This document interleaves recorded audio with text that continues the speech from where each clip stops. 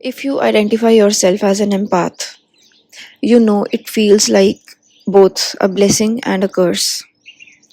But if you are suffering because you are an empathetic person, most of the time it feels like a curse. And I feel you, I see you. तो दुनिया में अच्छाई है. Every person should have empathy. But sometimes ये empathy हमारी life खा रही होती है. We are not able to do things that we know we are meant to do या हम में जो potential है. What is the problem behind it? ये curse क्यों लगता है? And if you are an hardcore empath, you know it does feel like a curse at times, but it is not a curse. It's a beautiful thing. It is a blessing. अब point ये है कि हम suffer ना करें, because it is in you. You can't just take it out of you and throw somewhere. सबसे पहले तो इस fact के साथ अपना peace बनाओ, accept करो, yes है मेरे में empathy. Now what is the best way to manage it? अब empaths की एक सबसे बड़ी quality ये है, या अगर आपकी vocabulary में empaths की सबसे बड़ी problem ये है कि वो सब कुछ feel करते हैं. They feel everything. हर इंसान का हर दुख वो फील कर लेते हैं, चाहे आप अवेयर हो चाहे नहीं हो. एंड एक टाइम बाद when you feel like no अब मैं एम्पैथ नहीं रह गया, you are just suppressing your emotions. आप खुद के साथ डे बाय डे इनऑथेंटिक होना स्टार्ट हो गए हो. You don't know it yet, but अगर आप एम्पैथ हो, if you are not processing your feelings, आप उसको सिर्फ सप्रेस कर रहे हो. अब प्रॉब्लम क्या है, जब हम हर इंसान की हर चीज को फील करते हैं इंटेंशनली या अनइंटेंशनली, हम अज्यूम भी कर लेते हैं साथ में. Now I will tell you something, it might help you in gaining confidence in life and become a little more aware about yourself. It's about unnecessarily feeling what everyone else is feeling. जब हम दुनिया के हर emotions को feel करना चाह रहे हैं तो it takes away our power. We feel the need कि हमें कुछ फिक्स करना है, राइट? We are responsible. अब हमें ये नीड ही क्यों आती है? Why do we feel that we are responsible, we need to fix it? Of course इसका सारा लिंक निकलेगा हमारे चाइल्डहुड पैटर्न से. बट अभी जो हम इंस्टेंट क्या सोल्यूशन इम्प्लीमेंट कर सकें जिससे हम एम्पैथी को या ये जो एक एंग्शियस फीलिंग है इससे हम थोड़ा सा फ्री हो सके. व्हेन यू फील कि मुझे ही सब फिक्स करना है, I am responsible for everything, ये कहाँ से फीलिंग आती है? Because you are feeling others emotions, right? अब how you can stop doing that? How you can stop feeling everyone's emotion by coming back to your own body. That is the only solution. होता क्या है, जब हमने किसी को कुछ बोला, नॉर्मल बात बोली जो हमारे लिए बिल्कुल सही है, बट वी नो दैट जिसको हमने ये बात बोली है that person is not comfortable with it, right? ये हम जानते हैं, बट ये हमारी अजम्पशन भी हो सकती है. बट एनी हाउ, हमने किसी को कोई एक बात बोली जो हमारे लिए ठीक है, हम सडनली उस इंसान की बॉडी में चले जाते हैं कि वो इंसान कैसा फील कर रहा है. That is the entire problem. We need to stop energetically or mentally or emotionally getting into others' bodies and we start feeling from their end. अच्छा वो क्या फील कर रहे हैं, अच्छा वो क्या सोच रहे हैं. ये बहुत फास्ट होता है, in like milliseconds or even faster than that, because at the end it works on the sensations level. I have made a video how to process your feelings. You might want to listen to it. Now this is the problem. जब भी हम अपने लिए कोई stand लेते हैं, हमने किसी को कोई बात बोली, हम उसकी जगह फील करना शुरू कर देते हैं उसको हमारी बात कैसी लगी. उसमें हमने सिर्फ एक चीज खुद को याद करानी है, come back to your own body, come back to your self, come back to your body. Empath लोगों के लिए ये मंत्र होना चाहिए, come back to your body. जो भी आपको अगर मॉडिफाई करना आप करो, बट आइडिया इज वापस खुद में आओ, खुद के पॉइंट ऑफ व्यू से सोचो. हम दुनिया की नजरों से खुद को देख रहे हैं, विच इज नॉट गुड. हमें खुद की नजरों से खुद को देखना है. दो तरह के लोग होते हैं जो अपनी हर चीज को व्यू करते हैं लोगों की नजरों से कि लोगों को ये कैसा दिखेगा. ये बहुत डीपर लेवल पे होता है, but you should be aware about it. You must be aware about it. कुछ लोग होते हैं अपनी आंखों से खुद को देखते हैं कि मुझे ये कैसा लग रहा है, और ये ऑफ कोर्स हमारी सोसाइटी की कंडीशनिंग है दैट लोग क्या कहेंगे. एंड थोड़ा सा ध्यान रखने में कोई नुकसान नहीं है. Of course we want to be a civilised person. हम खुद को ज्यादा लोगों की नजरों से देखते हैं बिकॉज बचपन में वही चीज हमारे लिए एक सरवाइव करने का मेन तरीका था. जब एक बच्चा छोटा होता है उसके लिए उसके पेरेंट्स पूरी दुनिया होते हैं, एंड उसको इतना पता है कि अगर उसके जो केयर टेकर्स हैं उससे गुस्सा हो गए, उससे नाराज हो गए, तो बच्चे को ये लगता है दैट हमारे केयर टेकर्स हमें छोड़ देंगे and we will die on the streets और without food, we will not be able to survive. Although उस टाइम पे भी अगर हम अच्छा बिहेव नहीं करेंगे, nobody will leave us on the streets, but उस टाइम पे हमारा माइंड इतना ही वर्क करता है एंड दैट्स फाइन. अब we are aware, we are mature, हमें समझ आ चुकी है कि ऐसा कुछ नहीं है, बट वो फीलिंग अभी तक अंदर से नहीं गई. तो उस फीलिंग्स को प्रोसेस करना is important because we don't need it now. उस टाइम पे वो सर्वाइवल के लिए ज़रूरी था हमारे लिए ध्यान रखना। तो पहले तो ये समझना बहुत ज़रूरी है। नाउ कमिंग बैक, दो तरह के लोग हैं। एक जो लोगों की नज़रों से खुद को देखते हैं and they are more anxious, they are the perfectionist कि हर काम अच्छा होना चाहिए एंड वो बहुत सेल्फ सैबोटाज करते हैं। But we want to be seen as perfect, that is the problem. And those people जो सिर्फ खुद की नज़रों से खुद को देखते हैं, they are more confident, they take decisions easily, they are less anxious. But yes, उनके भी प्रोज एंड कॉन्स हैं because sometimes they take impulsive decisions and don't think about the consequences etcetera etcetera. So everything has pros and cons. We are trying to find a balance. यहाँ पे ये idea है हमें खुद को खुद की नज़रों से देखना है। बट एम्पैथी को हैंडल करने के लिए in a better way we have to come back to our body, we have to come back to ourself.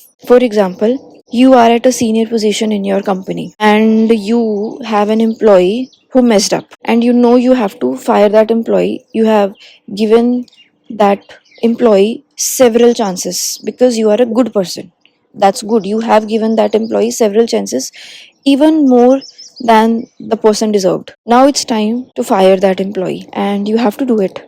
But you are anxious, you are worried, and it's natural, it's human, and it's beautiful.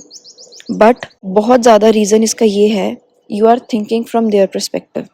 You are putting yourself in their body, right? जो इंसान खुद का ही नहीं सोच रहा, because जो इंसान खुद का सोच रहा है वो ध्यान रखता अपनी जॉब का, right? वो सिंसेरिटी से काम करता। But you are taking that responsibility and आप उसकी जगह लॉजिकली आप खुद को सब बता रहे हो। But come back to your body, जो भी आपका नाम है, for example your name is Priya, Priya come back to your body, खुद को बोलो I am coming back to my body and now you are the boss. आपका जो आपकी जॉब है उसका एक धर्म है, उसकी एक ड्यूटी है that you have to do justice to your position and so do it. सारी दुनिया की हमने रिस्पॉन्सिबिलिटी ली है, बट जो रिस्पॉन्सिबिलिटी हमें मिली है, भगवान ने कोई रीज़न है हमें ये काम दिया है, ये बॉडी दी है, ये आइडेंटिटी दी है, ये जेंडर दी है, उस पर फोकस करने की हमें पहले नीड है। Do justice, full justice to that identity. We have multiple identities. I will talk more about this in the next video. So that is the main hack, and it's not easy. I still struggle with this every single day, but the awareness has somehow made my life better. Normally, if you are an hardcore empath, आप अपने घर में भी कोई छोटी सी बात बोलोगे, you'll start feeling anxious. You know there is this person in your friend circle or family who gets offended very easily, and it's a very minute thing. You can get anxious because you are an empath and आपने उस इंसान की feelings को absorb कर लिया और feel कर लिया, and now you are thinking on their behalf and at the same time you are also thinking from your side, and जब ये दोनों चीजें clash करती हैं you get more anxious. आप एक चीज पे fix होके काम नहीं कर पा रहे हो, आप अपनी body से बाहर नहीं निकल सकते हो. A part of you is loud and clear कि हाँ I have to do this, but the empath part of you has started feeling the other person's feelings and point of view. So वो दो चीजें लड़ने लग पड़ती हैं and then you get underconfident. When you start doing this, कुछ चीजें you will understand. For example, sometimes we assume that the person is feeling like this. This is actually the problem with the empaths, and ये problem ही है. We assume a lot, especially if you have low self-worth. You always assume that my actions are hurting somebody else. If I think about myself, it will always offend people. ऐसा ज़रूरी नहीं है. Even life can surprise you कि people are actually happy when you take stand. You can try, you can do this experiment, and life can surprise you that some people actually are happy for you that आपने खुद के लिए stand लेना शुरू किया. And जिनको problem है, of course they will, वो लोग filter out हो जाएंगे लाइफ से, and it is going to hurt like anything. But the idea is here, the main hack, the main thing that I want to tell here is start coming to your own body. उन दो identities को लड़ाना बंद करो, because उससे क्या होता है, हम assume करते हैं, अगर हमारा low self worth है, हम अपने आप assume करते हैं कि उसको बुरा ही लगा होगा. Sometimes ज़रूरी नहीं उसको बुरा लगाओ, and most of the times people forget after few minutes. They really forget and they move on. But हम नहीं move on कर पाते because हम तो है ही गलत. So you need to come back to your own body. I'm repeating this again and again because this has to be your mantra. This has to be understood by you completely. You will experience a next level freedom from your own bullshit. That's the fact. Now, another thing. Suppose you want to implement this, right?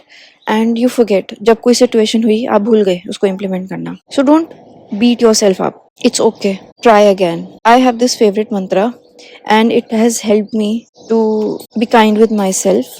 It is, sun will rise again, I will try again. And this line has helped me in many phases of my life.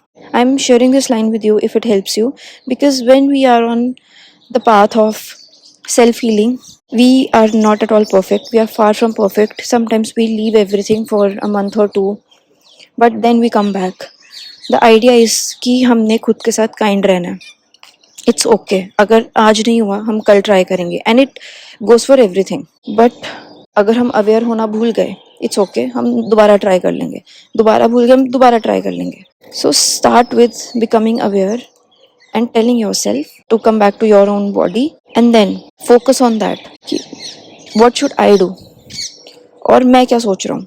You'll get centered. It will help you. Life doesn't have to be so difficult for you. You are meant to live this life. जिंदगी को हमने काटना नहीं है, हमने जीना है. So life हम तभी जी सकते हैं अगर हमें जो लाइफ मिली है हम उसी लाइफ के अंदर ज़्यादा हैं, राइट. कुछ चीज़ें हमारे सर्वाइवल के लिए ज़रूरी है. It's important to sense the environment so that हमारी सेफ्टी रहे.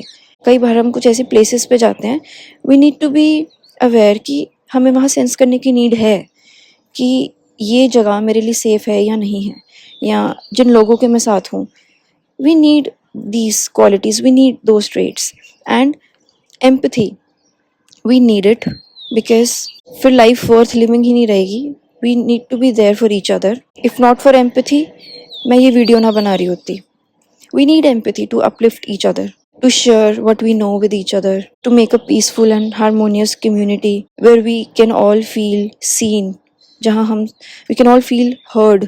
हमें लग सके कि जो हमारे साथ बुरा हुआ है वो we are not alone. हमें जो चीज़ लगती है सिर्फ हमारे साथ हुई है वो यूनिवर्सल होती है, वो सबके साथ हुई होती है. This world is a beautiful place.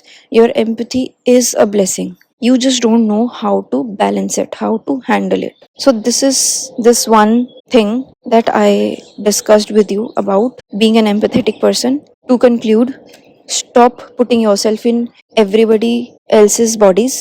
Stop feeling what everyone else is feeling unnecessarily. Whenever you feel you are getting anxious, जब भी anxiety हो रही है, नर्वसनेस हो रही है, अनईजी लग रहा है, अनकंफर्टेबल हो रहा है, स्पेशली जब आपने सही चीज़ के लिए स्टैंड लिया, कोई सही बात बोली है, कोई आपकी कोई बाउंड्री क्रॉस कर रहा है, आपने उस पर लाइन लगाई है, come back to your body. उस टाइम पे वही आपका सबसे बड़ा इशारा है, वही सबसे बड़ा हिंट है दैट मैं अपने तरीके से नहीं सोच रहा, मैं लोगों की एनर्जीज को फील कर रहा हूँ. एंड किसको अच्छा लगता है कोई आपकी डिसरिस्पेक्ट कर रहा है एंड आप उसको टोक दो, डोंट डिसरिस्पेक्ट मी. अगला और डिसरिस्पेक्टेड फील करेगा जस्ट बिकॉज आपने अपनी डिसरिस्पेक्ट के लिए मना कर दिया उसको.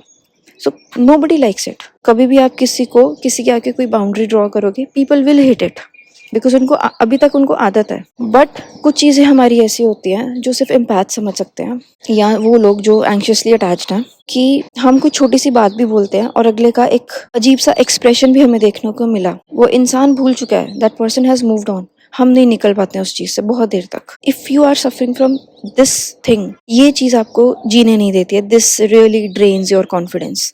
ये आपके अंदर से आपकी लाइफ को ही ड्रेन करता है, and you are not at peace at all. So stop doing this to yourself. I hope you find all the strength in the world and you finally come home to yourself, to the confident and a beautiful you.